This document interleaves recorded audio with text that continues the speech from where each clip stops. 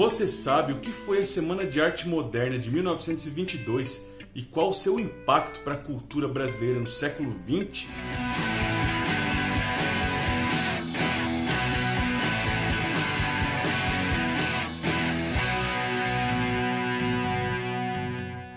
Entre os dias 11 e 18 de fevereiro de 1922, aconteceu a Semana de Arte Moderna de São Paulo.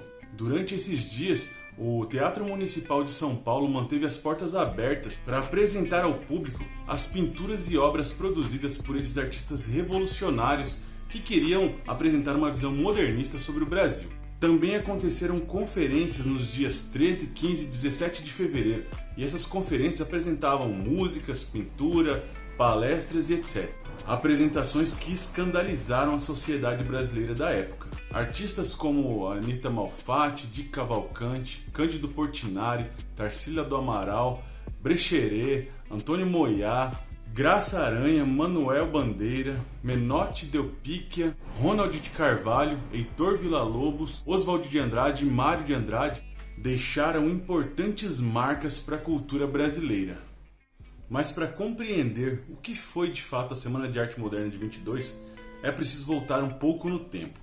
Até o ano de 1922, as escolas artísticas que dominavam o cenário da cultura no Brasil eram justamente o parnasianismo e o simbolismo, que eram caracterizados por uma erudição muito grande e um grande rigor formal trazido das escolas europeias e implantado no Brasil. Características que não demonstravam as potencialidades e as particularidades do Brasil. O embrião para o desenvolvimento da Semana de Arte Moderna foi uma exposição de arte realizada pela Anita Malfatti no ano de 1917. Essa exposição recebeu o nome de Exposição de Arte Moderna e foi de fato uma apresentação chocante para os críticos de arte do Brasil. Essa exposição foi duramente criticada, inclusive por Monteiro Lobato, que publicou a crítica Paranoia ou Mistificação.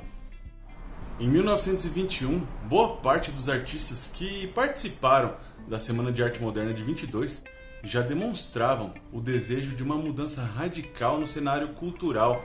Isso porque no ano seguinte, 1922, seria comemorado o centenário da independência do Brasil. Seria um momento muito fecundo para uma emancipação artística genuinamente brasileira. O contexto histórico de 1922 já apontava para mudanças. O fim da Grande Guerra, os avanços tecnológicos que impactaram na vida das pessoas lá na Europa entre o final do século XIX e o começo do século XX promoveram uma reorganização social que fomentava uma mudança maior, uma mudança mais significativa na vida das pessoas. Isso impactou diretamente na mentalidade e na mudança de paradigma quando pensamos em arte.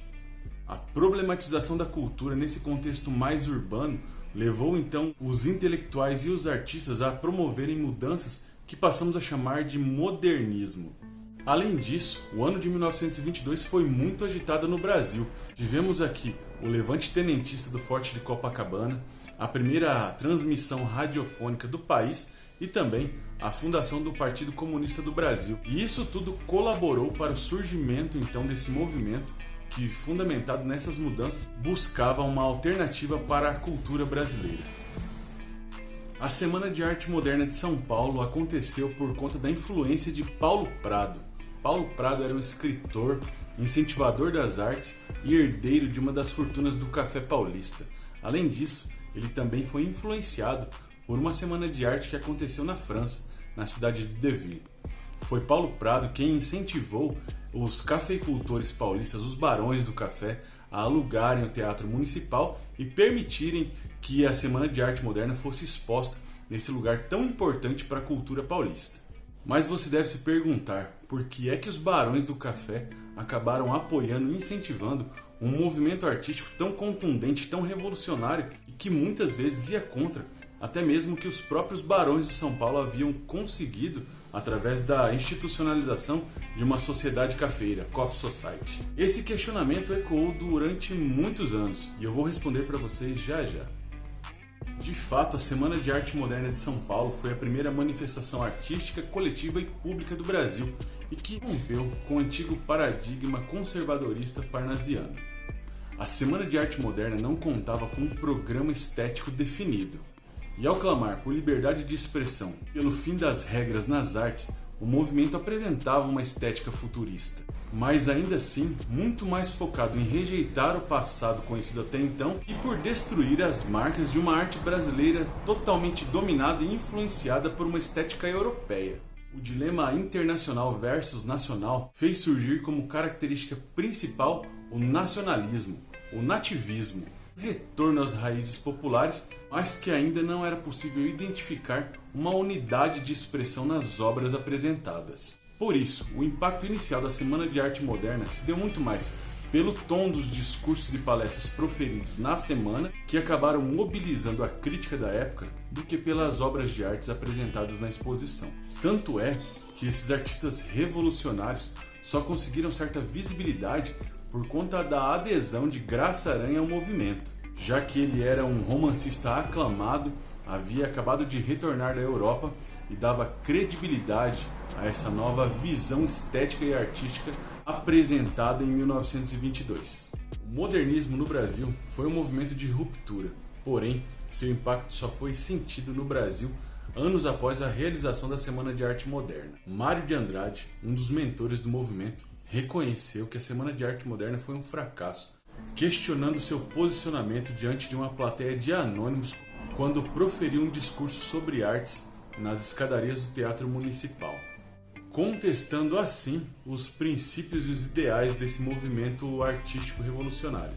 Tanto é que em 1942, 20 anos após a realização da Semana de Arte Moderna, não existia um legado consistente sobre a realização da semana e seu impacto no Brasil.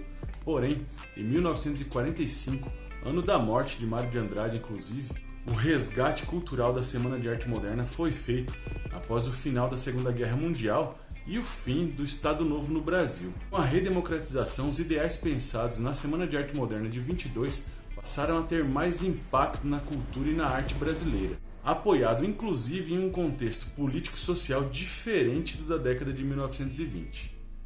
Já os barões do café que apoiaram a Semana de Arte Moderna, que rompia com os valores tradicionais, o fizeram conscientemente. Naquela ocasião, existia uma grande demanda em apresentar as potencialidades e as identidades do Brasil para o exterior.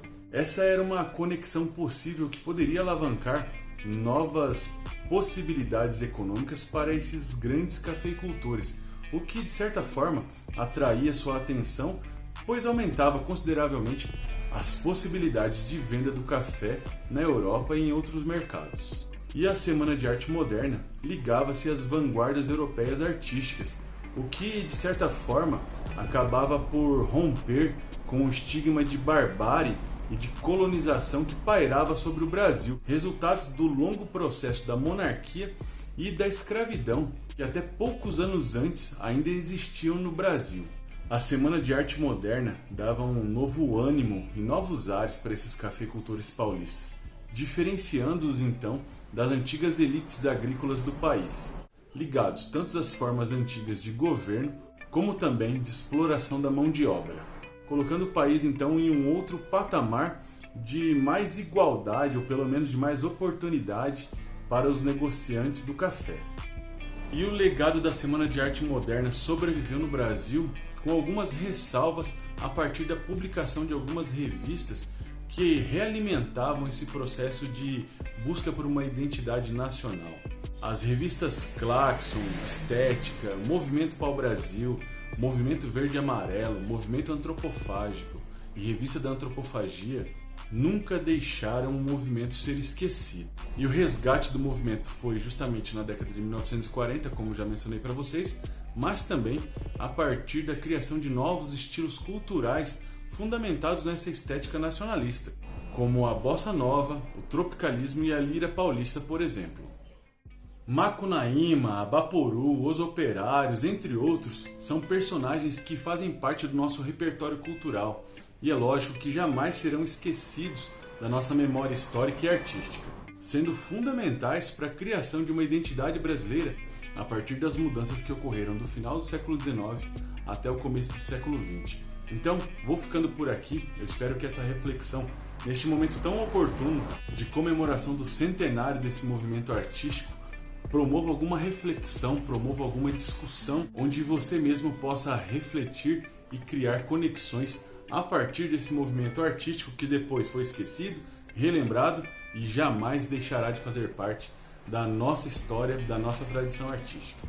Então, é isso aí. Se você gostou desse vídeo, recomenda para alguém, compartilha com um amigo, espalhe pelas redes sociais, comente, deixe sua marca. Enfim, esse é um momento muito particular da nossa história.